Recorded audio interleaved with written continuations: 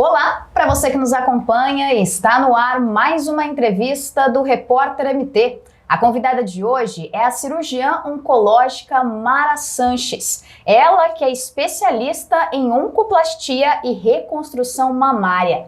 Doutora, seja muito bem-vinda ao Repórter MT. Obrigada, Karine. Obrigada por me receber, por essa oportunidade da gente esclarecer para as pessoas sobre essa área de atuação que ajuda tantas mulheres e que eu sou apaixonada. Então vamos falar um pouquinho mais sobre isso, doutora. Um estudo feito recentemente pelo Instituto Nacional de Câncer, o INCA, aponta que mais de 73 mil novos casos de câncer devem aparecer até 2025, sendo que pelo menos 18 mil desses casos provocarão a morte.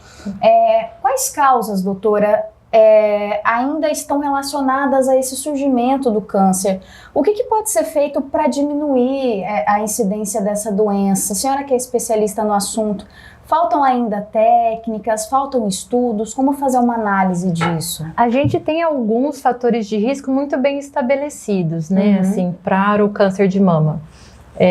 O que a gente acredita que vem mudando nesses fatores de risco são os hábitos de vida e alimentação. Certo. Porque algumas coisas sempre existiram, por exemplo, menstruar muito cedo, entrar na menopausa muito tarde, ter filho muito tarde, né? Então, assim, isso sempre existiu. Sim. E vem aumentando realmente o número de câncer, paciente jovem também vem aumentando o número de câncer de mama.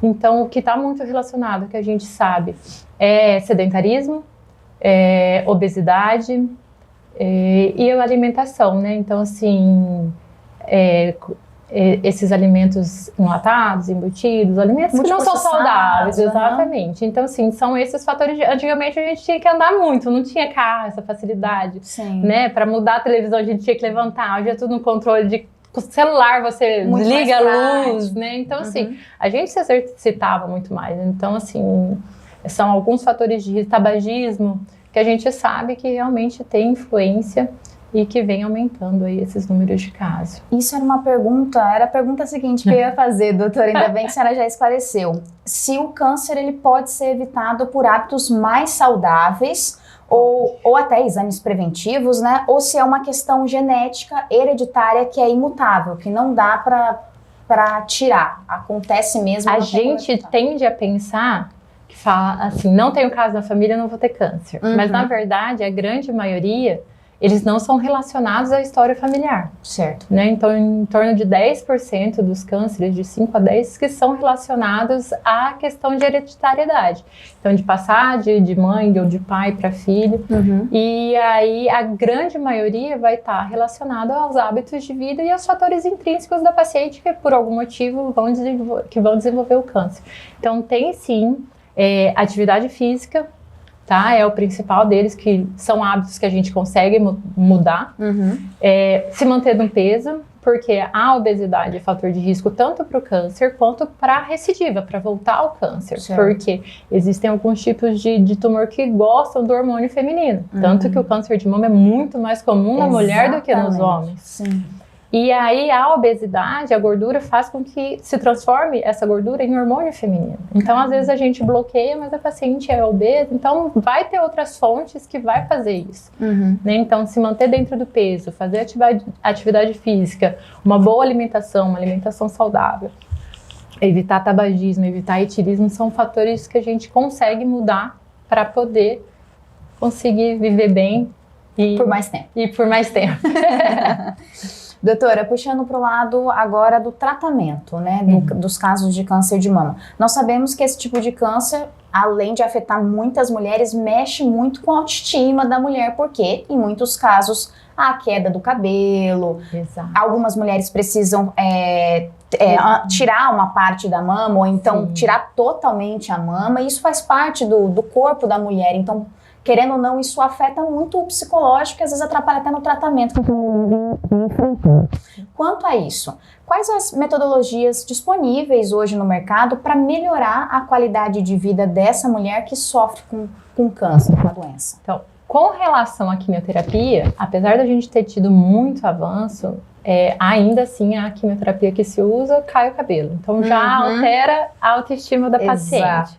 Então, eu acho que assim, olha que eu sou cirurgiã, mas quando eu tô de frente para a paciente, a primeira coisa que ela me pergunta não é nem sobre tirar toda a mama ou não, é sobre se vai cair o cabelo dela ou não. Então é o primeiro ponto, que aí ela já fica no psicológico, já no estresse emocional muito ruim. Então aí quando tem essa questão da cirurgia, outro ponto também evoluiu muito, graças a Deus, assim, antigamente a gente tirava, além de tirar mama, tirava músculo, ficava até o arco costal aparente de tão radical que era. Então hoje em dia cada vez menos, e a oncoplastia que veio de alguns anos para cá, que surgiu, que a gente agora usa técnicas realmente da cirurgia plástica para poder, eu sempre falo, não é uma cirurgia plástica, porque sempre o que vai determinar é o tumor, né? Certo. Então a paciente tem que estar saudável. Não adianta eu deixar ela bonita e não tirar o que eu tenho que tirar, né? Falar, não, vou tirar só um pouquinho aqui, vou deixar um pouquinho, porque se eu tirar demais, vai... Então, assim, a gente sempre vai, o que vai mandar é a segurança oncológica, né? Mas essas técnicas ajudam muito. Então, tem algumas pacientes que podem e que se beneficiam muito de ser submetida a essas técnicas. Tem algumas pacientes que, infelizmente, ainda têm que passar pela mastectomia, que é a retirada de toda a mama. E aí, às vezes, a gente consegue fazer a reconstrução, mesmo passando. Às vezes, a gente não consegue. E tem paciente também que, às vezes, não quer. Né? Então, nossa, tem mais isso. Tem paciente que, às vezes, não quer reconstruir. Ela fala, não, tô bem assim, não quero. Ou por medo, ou porque ela ficou bem. Já entendeu. Já entendeu e não quer. Então, assim, tem todas essas nuances que a gente tem que, eu falo... individualizar. O tratamento do câncer de mama, a gente acha que é tudo um bolinho, só uma coisinha só, mas na verdade ele é multifatorial, ele tem várias nuances, e ainda eu brinco, falo assim, eu não estou tratando o câncer, eu falo, trato a paciente, porque são pequenos detalhes de cada um. Aí chega lá, por que eu não faço isso? Minha amiga fez, por que eu não faço? É muito detalhe que a gente leva em consideração, inclusive para indicar a cirurgia.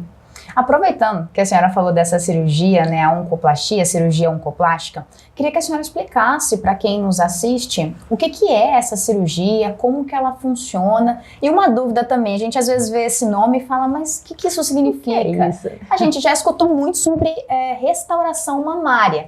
É a mesma coisa esse procedimento da restauração mamária? Explica pra gente. A oncoplastia, ela visa fazer essa restauração, né, da anatomia mamária, né, do que seria antes da cirurgia, ou até melhor do que seria, né. Então, a oncoplastia, como eu falei, ela é uma área de atuação do cirurgião oncológico ou do mastologista, que a gente usa técnicas de cirurgia plástica para poder fazer justamente essa restauração, essa reconstrução da mama. E ela pode ser feita na hora da cirurgia, ela pode ser feita depois, num momento mais tardio. Então, ela é justamente essas técnicas que a gente usa para conseguir tirar uma área de tecido maior, às vezes até, deixar sem nenhum defeito, ou o menor defeito possível. E acaba que ajuda a tratar tanto a parte anatômica quanto a parte psicológica, que a paciente geralmente fica muito mais satisfeita. Então, só pra gente entender, essa cirurgia seria a retirada do tumor maligno? Não necessariamente. A retirada do tumor maligno, sim. É a retirada do tumor maligno, e aí já aproveitando essa cirurgia, ou posteriormente a retirada do tumor maligno, é feita a restauração para que a paciente se sinta mais confortável de aparentemente ter a mama dela de volta. Exato, pra gente causar a menor deformidade possível, que é o que a gente busca, né? E a maior satisfação da paciente, né? Pra ela ficar de todos os aspectos, que ela fique feliz. Eu tenho paciente que ainda brinca às vezes, ela fala assim, nossa, eu nunca imaginei, principalmente no SUS, nunca imaginei que eu ia fazer a cirurgia da mama. Infelizmente veio, mas já que veio, que bom que eu vou conseguir fazer, e já faz as duas mamas para poder fazer a simetrização. E falando dessas pacientes, doutora, existem perfis específicos de quais pacientes podem fazer esse procedimento, para quais pacientes é mais indicado? Tem como, dá para fazer essa análise para quem deve ser feito ou não a cirurgia? Existem alguns fatores de risco que a gente leva em consideração, que a gente sabe que vão dar mais complicações, né? Então, a idade da paciente muito idosas, que não aguentam um tempo cirúrgico muito longo, porque acaba aumentando o tempo cirúrgico, não tem jeito. Pacientes diabéticas, descompensadas, né, que não esteja dentro ali de uma glicemia adequada. Tabagistas, porque todas elas têm uma alteração dos vasinhos da cicatrização. Então, são pacientes que tendem a complicar muito mais. Então, isso aí pode atrasar o tratamento. E a obesidade, por questões de seroma, tem mais complicação, abre mais os pontos e geralmente elas são diabéticas, né? Então, sempre tem uma relação de hipertensão ali, diabetes. Então, são mais ou menos esses fatores de risco que a gente leva em consideração. Mas a grande maioria das pacientes são candidatas. Mesmo assim, se tiver sobrepeso, a gente... Esses fatores não são determinantemente proibitivos para fazer, mas a gente só é proibitivo, por exemplo, uma paciente que tem muita comorbidade, ou seja, muito problema de saúde, que não aguenta um tempo cirúrgico muito longo. Sim. Então, aí a gente vai fazer o mais simples possível, o mais rápido, né? Mas, de maneira geral, todos esses são conversados. A paciente tem que estar ciente que vai complicar. Sim. Né? Se ela não complicar, ela vai ser exceção, entendeu? Sim, na verdade. Ela, geralmente, a regra dela é ter algum grau de complicação ali. E a maioria vai ser abertura dos pontos, aí vai atrasar a questão de cicatrização, né? Então, assim, ela tem que estar ciente, ela quer, não quer, porque a paciente tem o direito de fazer a reconstrução, né? Então, assim, até por lei, os planos de saúde cobrem, a maioria deles, a maioria dos procedimentos, não todos. No SUS também cobre, mas às vezes existem fatores de risco que não vale a pena, né? Então, assim, é igual eu falo, sempre a segurança oncológica vai mandar. Então, paciente que está muito descompensado do ponto de vista clínico das doenças, a gente não vai tentar fazer para poder, tanto ela complicar no pós-operatório de uma coisa mais grave, uma coisa é complicar abrir o ponto, outra coisa é ela infartar, né? Então, tem algumas complicações. Mas, de maneira geral, todos os pacientes podem ser candidatos. Nesses casos que as pacientes, às vezes, têm alguma comorbidade preocupante, que é melhor evitar a cirurgia, a tatuagem de reconstrução, ela pode ser uma alternativa? Eu vejo muito algumas mulheres, em alguns casos, fazem a tatuagem, né? Obviamente não fica igual que era antes, mas é uma forma dela se sentir bem com o próprio corpo. Nesses casos, dá para indicar tatuagem? Dá para fazer a tatuagem, dá sim. A gente faz. Existem dois. Até agora eu estava num congresso e aí eu conheci a Valéria, que é uma micropigmentadora de São Paulo e de Curitiba, que eu adoro o trabalho dela. E ela faz a micropigmentação, assim, ela dá a profundidade da papila, da areola ali, que fica perfeita. E agora ela também tem algumas próteses. Então, assim, é um adesivo, tem até o alto relevo, é perfeito. Que legal. E aí muda muito para paciente, porque eu falo, às vezes você faz uma cirurgia linda, mas o fato de ter que ter tirado a areola faz toda a diferença para a paciente. Ela não consegue ver. E depois que ela tatua, ela fala, agora sim. Volta a respirar novamente. Agora sim ela se sente completa, entendeu? Mas é uma possibilidade e eu falo que é a cereja do bolo, né? Então, assim, nem toda paciente vai precisar tirar a areola, mas dessas pacientes que precisam, a gente termina, porque a oncoplastia, às vezes a gente precisa de mais de um procedimento. Eu falo uma coisa é cirurgia estética, que às vezes um detalhezinho ou outro passa despercebido, porque não incomoda muito, ou é fácil de resolver.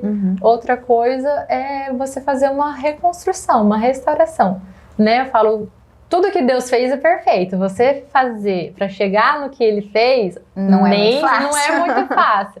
Então, assim, eu falo, uma coisa é sua mama, outra coisa pele, prótese, né? Que é um caimento diferente, é uma coisa diferente, né? Então, assim, às vezes precisa de mais de um procedimento.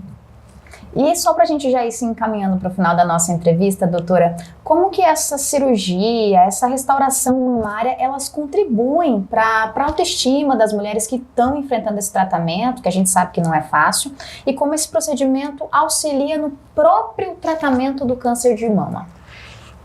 Para o aspecto psicológico, faz toda a diferença, né? Eu falo assim, nas pacientes que ainda precisam ser submetidas à mastectomia, retirar toda a mama, e você poder sair da cirurgia já reconstruída, sem ter aquela visão no espelho, de não ter, de se sentir mutilada, igual eu falei, tem paciente que se sente super bem, fala, não, tira, pode ficar tranquilo. Mas a grande maioria não é assim. Então, assim, você vê que você olhar para baixo, olhar para o espelho e falar assim, não, tá tudo aqui, entendeu? Faz muita diferença. Então, eu falo que a cabeça é metade do tratamento no câncer. Né? Então, assim, pacientes que geralmente são muito depressivas, não conseguem, parece que elas patinam. Então, assim, você conseguir, durante o tratamento, dar esse afago, esse conforto, né? esse benefício para a paciente, para ela poder se sentir bem, então faz toda a diferença. Tanto no aspecto, porque eu falo, a mama, ela é feminilidade, ela é sexualidade e ela é a maternidade, né? Então, para a mulher, ela é basicamente os três pilares da mulher, né? É como ela se vê, como ela acha que o marido dela vê, o namorado, e como filho, né? Então, assim, pacientes muito jovens que às vezes querem amamentar ainda, então você poder não tirar toda a mama para ela poder um dia amamentar, então faz diferença no aspecto psicológico dela, né? Ela sair reconstruída faz diferença no aspecto psicológico, então assim, ajuda muito. Por fim, doutora, aproveitando até essa última fala da questão da sexualidade, né, da amamentação, que são funções até mesmo do nosso seio, né, da nossa mama. Além dessa questão estética, após a mastectomia, que é a retirada, né, da mama, a cirurgia de reconstrução mamária, ela consegue trazer esses benefícios que a mama tinha antes de volta? Tem como? Por exemplo, benefícios, eu digo, questão de sensibilidade, amamentação, isso é possível? Quando a gente consegue manter a mama, que é sempre nosso objetivo, as pacientes geralmente querem tirar tudo, né? Ainda mais que agora tem a reconstrução, elas querem se ver livre. Não, já tô aqui. Exato. E aí a gente sabe que não tem benefício, assim, exceto alguns casos em que tem a indicação precisa. Mas de maneira geral, a grande maioria das pacientes, elas não vão ter benefício de tirar toda a mama ou fazer uma que a gente chama de cirurgia conservadora, né?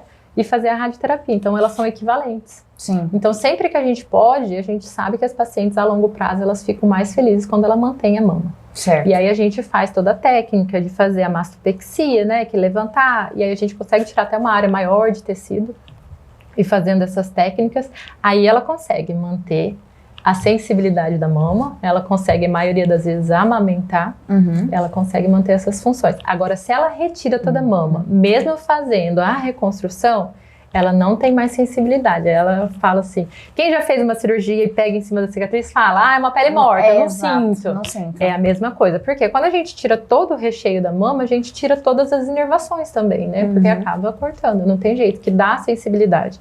Então, ela geralmente não sente, a pele é um pouquinho mais fria do que o do outro lado, e realmente sensibilidade e amamentação não vai conseguir, porque assim como os nervinhos, a gente corta todos os ductos que levam o leite pro mamilo, que vai fazer a amamentação. Tá certo, doutora. Queria te agradecer pelas explicações, por ter cedido um tempinho para nos dar esses esclarecimentos. Obrigada a você pela oportunidade. Nesse mês de Outubro Rosa, mulheres, cuidem-se, amem-se. Porque muitas vezes a gente deixa de cuidar da gente para cuidar do outro. Exato. Só que eu falo que é igual ao avião. Primeiro coloca a máscara em você para você colocar no outro. Se você não estiver bem, se você não se cuidar, você fica numa correria que uma hora a vida para você. E aí você vai ter que olhar para si. Então, cuide de si para poder depois cuidar do outro. E assim, chegamos ao fim de mais uma entrevista. Esses e outros conteúdos você confere no site repórtermt.com. Até a próxima!